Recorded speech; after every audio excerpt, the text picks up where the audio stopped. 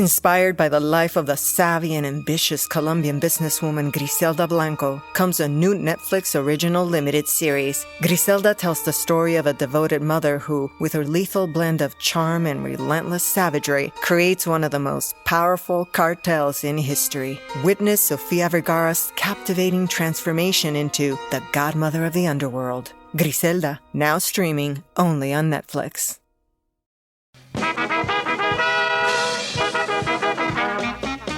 We're here to entertain you. We'll sing your songs for good times, the best times.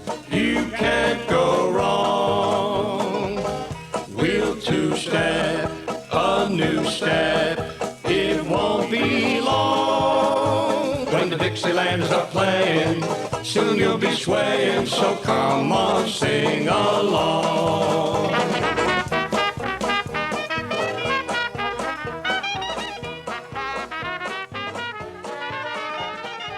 Welcome to another episode of Before My Time. I am your host, Gelsey Laurie, and this week we are talking about Cleopatra. If you like music and you like podcasts and you like to laugh and you like to learn, you need to immediately subscribe to One Hit Thunder. Each week on the One Hit Thunder podcast, we dive deep into the story and back catalog of a one-hit wonder band or artist. From there, we have a good, healthy discussion as to whether they brought the one-hit thunder or were nothing more than a one-hit blunder. We have a huge back catalog, and we've done episodes on everything from Don't Worry, Be Happy and the Macarena to King of Wishful Thinking and Cumbersome. I promise you're going to love the show more than Jaquan loved getting tipsy, and even more than Bobby Boris Pickett loved making alternate versions of the Monster Mash. Subscribe to One Hit Thunder wherever you get your podcasts. So, Gelsey. So, Matt. Cleopatra. Yeah, coming at you. We're not talking about that Cleopatra. We're not talking about the old 90s group. So this is my memory of you picking Cleopatra because it was kind of random.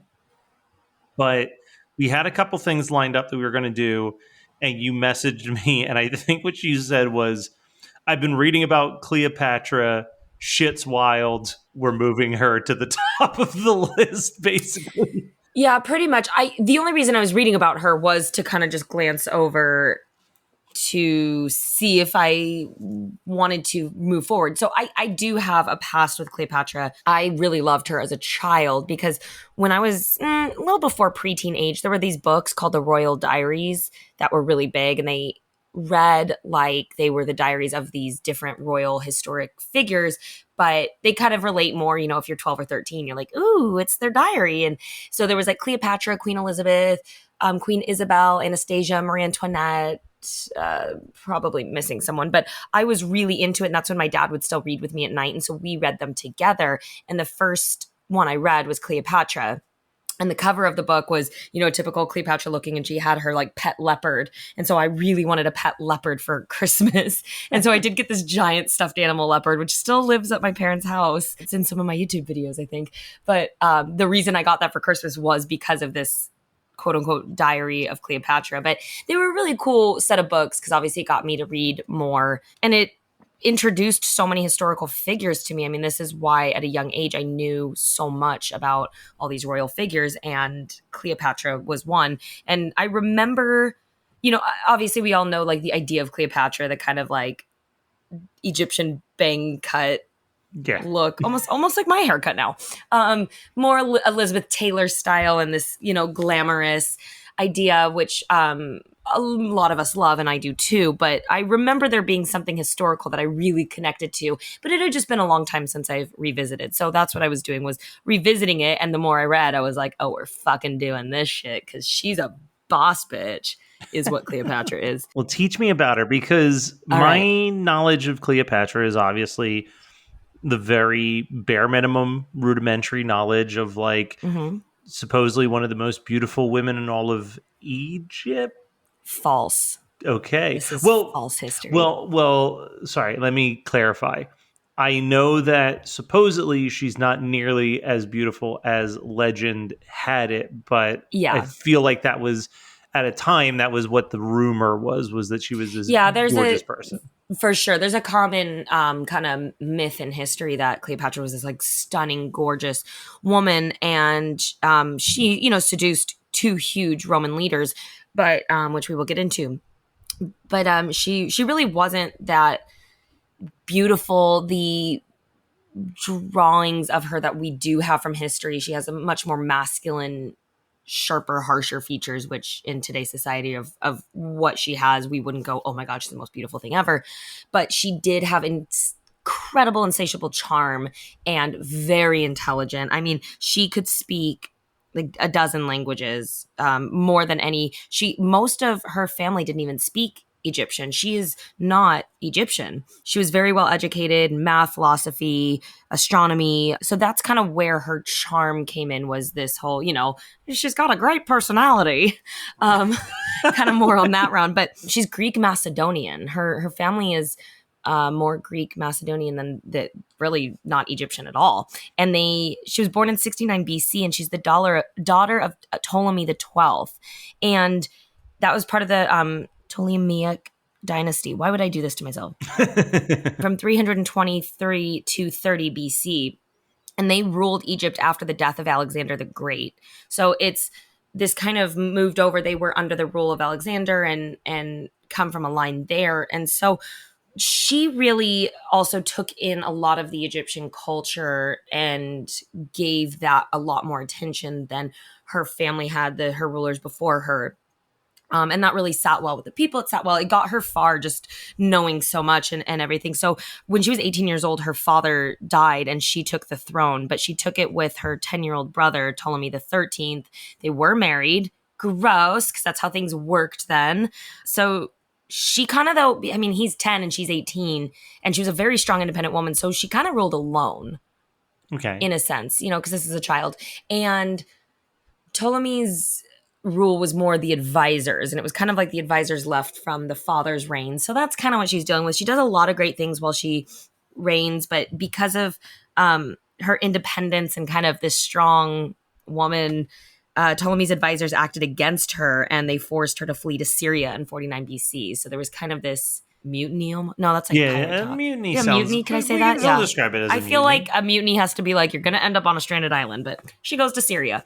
So that is where she is like, I'm not going to take no for it. She's strong. So she raises an army of mercenaries to face her brother in a civil war at Pelusium, which is the eastern border of Egypt.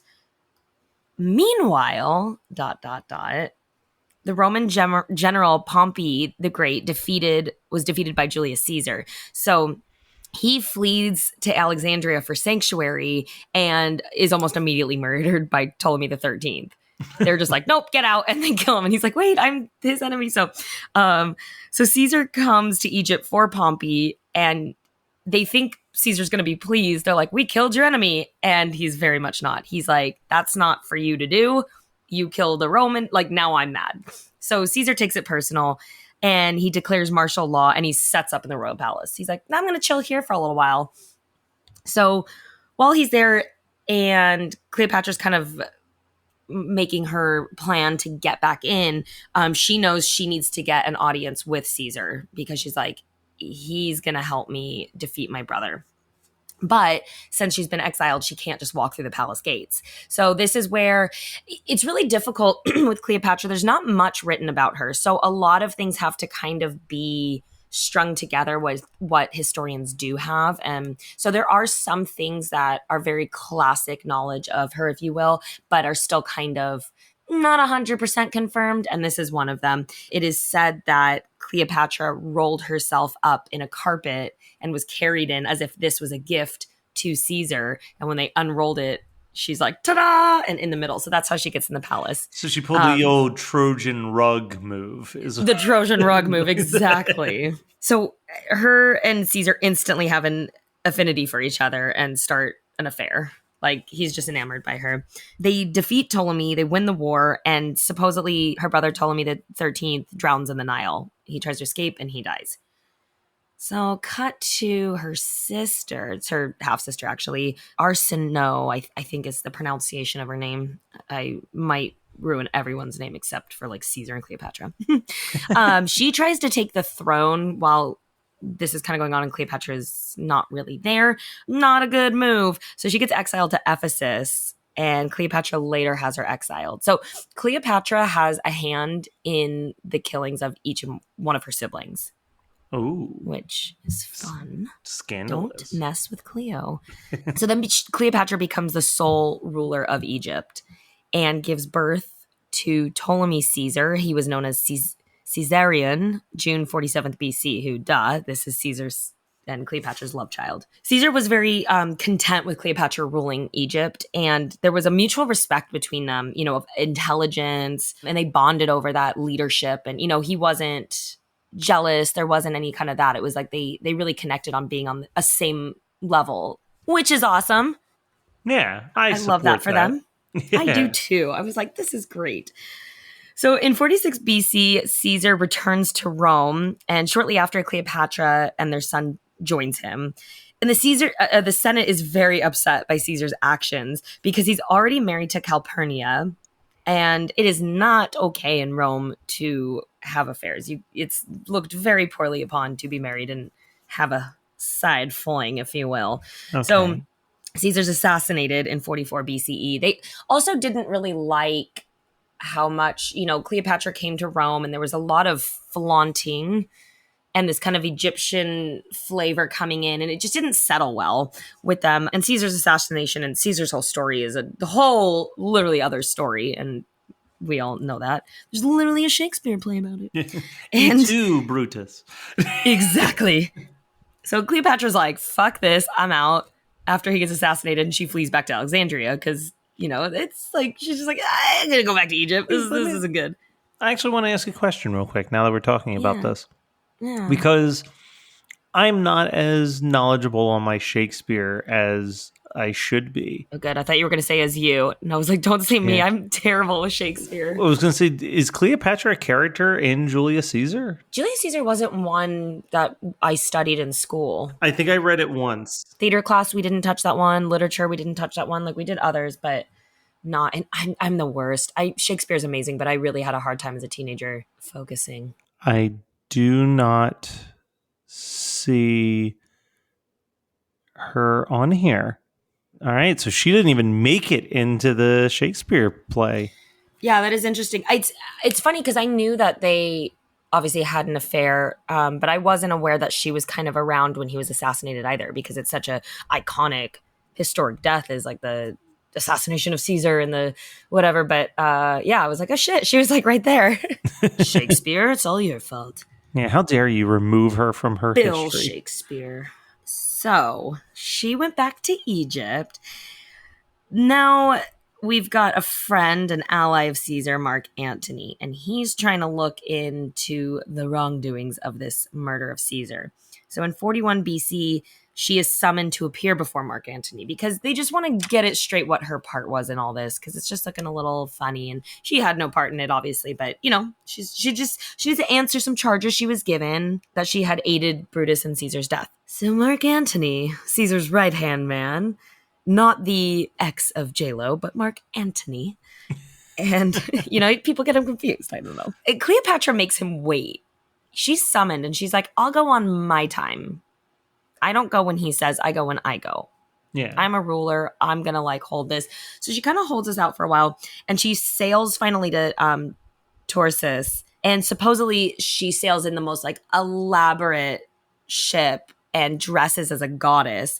Now, this is where history gets a little, she's supposedly either in the robes. I've read once that she was dressed as Isis, and the other that she was dressed as Aphrodite. So no one will ever know. But it is confirmed that she came in quite the parade. They, guess what, instantly become lovers because she has that effect on men. I know. He follows Cleopatra to Egypt. He leaves behind his children and wife. He's like, later. And while they're in Egypt, they form a drinking society club called the Inimitable Livers. So I thought that was fun. I was like, Cleopatra and Mark Antony was like, you know what we should do? We should start a social drinking club. And they do. So I want to figure out how we can still, can I still be a part of that club? Yeah, I mean, I say you Can I just get a little pin? start it up and call it like the local branch. You're like, hey, we're just this I'm the is chapter leader. yeah. Oh my gosh, this is amazing. Great. So Mark Antony does return 40 BC to Rome because, maybe wife and kids is a reason. I don't know. And Cleopatra gives birth to twins. So now she's pumping out all these love babies.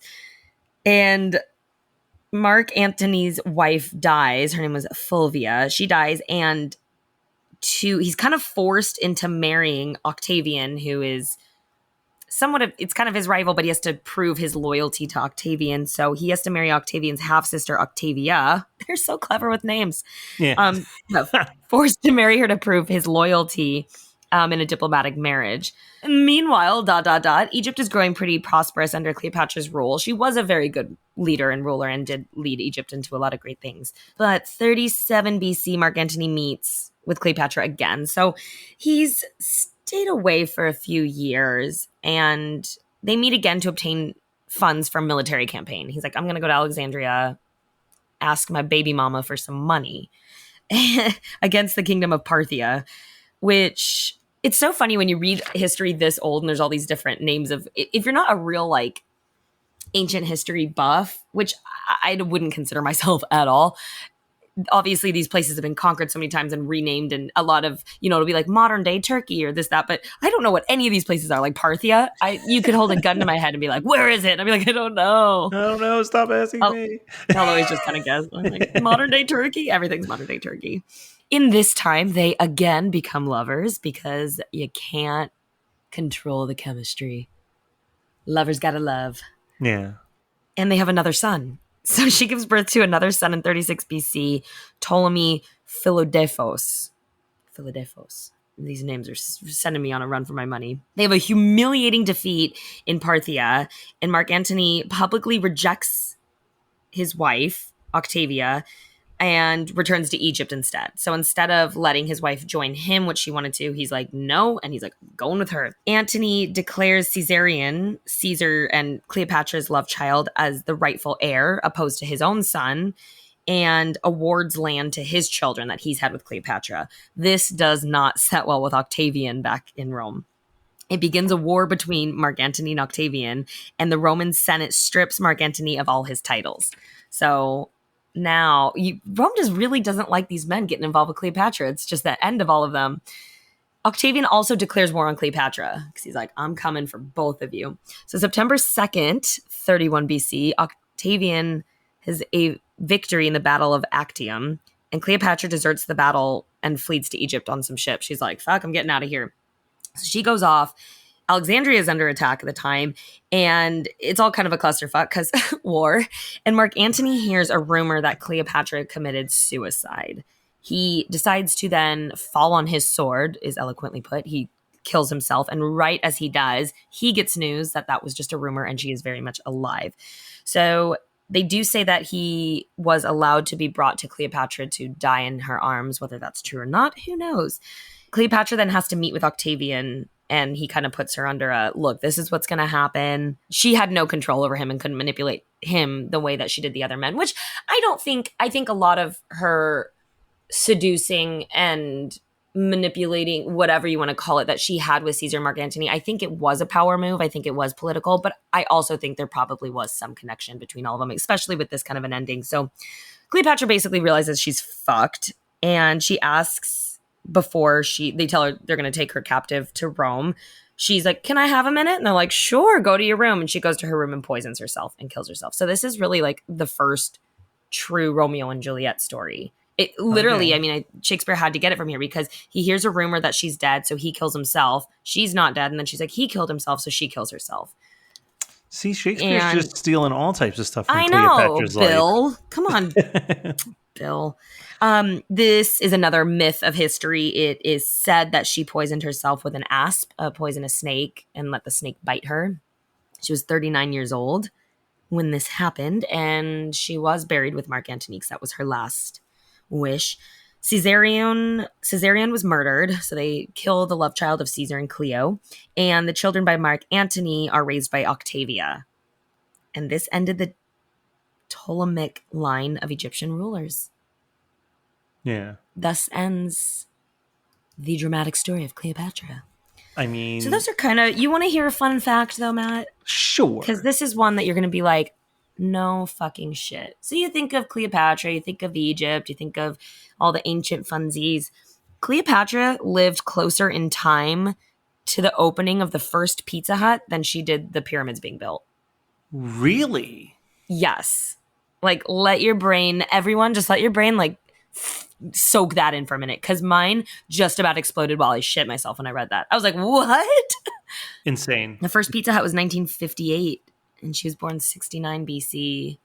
And the pyramids are old. Like, that just shows you how old the pyramids are.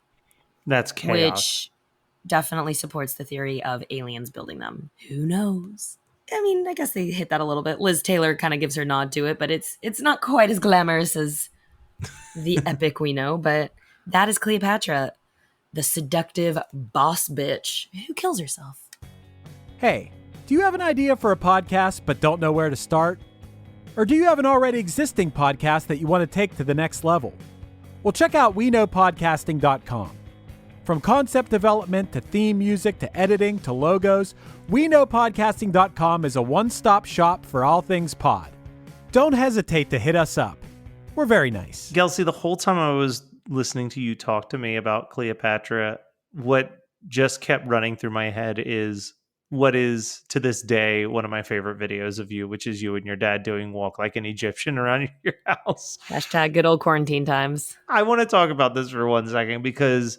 Please. There are so many stop motion moments in those videos. Like, how much the whole thing is stop motion. Yeah, that how much time did that motion. thing take up to make? A lot. It took an entire. I remembered a Friday night because I think like we ordered pizza or something that night because we were very busy shuffling around the living room, didn't have time to cook, and I know that we definitely answered the door like in our Egyptian garb because I was like, we're not changing. But there was a moment that we were like slowly because if we just like did one pass across the room crossing each other, we had to like very slowly, like the smallest little like keep your feet together, shuffle forward, stop, shuffle forward, stop, shuffle, and our hands are out like hieroglyphic, figures like Egyptian, and just slowly staying stoic. And there was one moment I was like, this is what we're doing with our Friday night, and we just broke down and started laughing. Just the reality check. I forget how long it took. It wasn't as painful as you would think, but we also had a lot of time. It was quarantine. So that, would you say that was or was not the video that took you the most time to do during those quarantine? No. All right. No. Because you want to talk about stop motion. Mary Poppins had a lot of stop motion. That took forever. Right.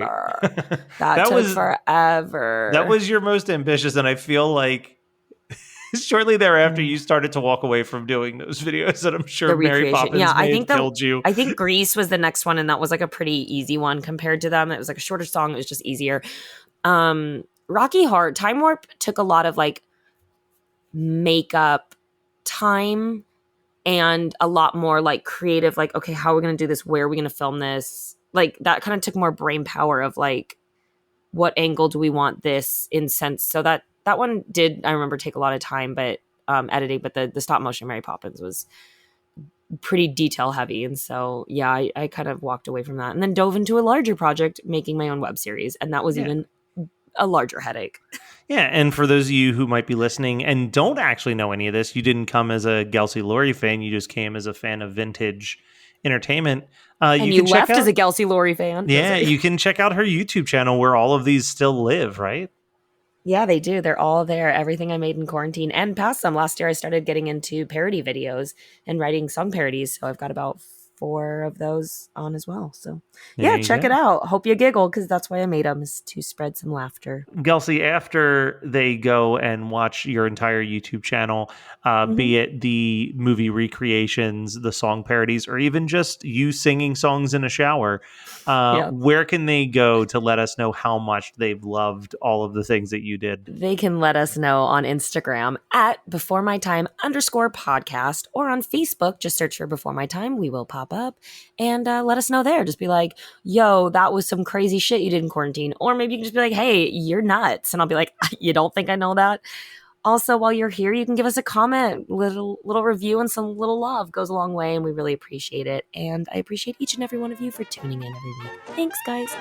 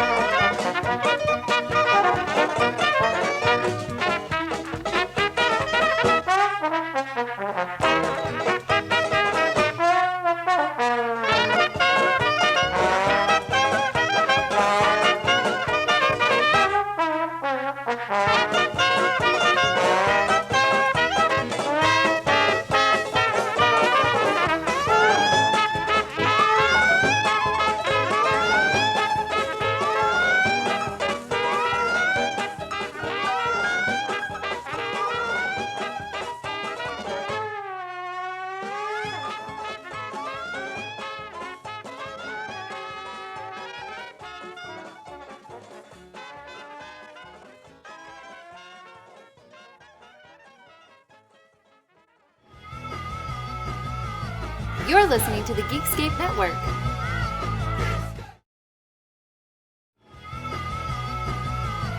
You're listening to the Geekscape Network.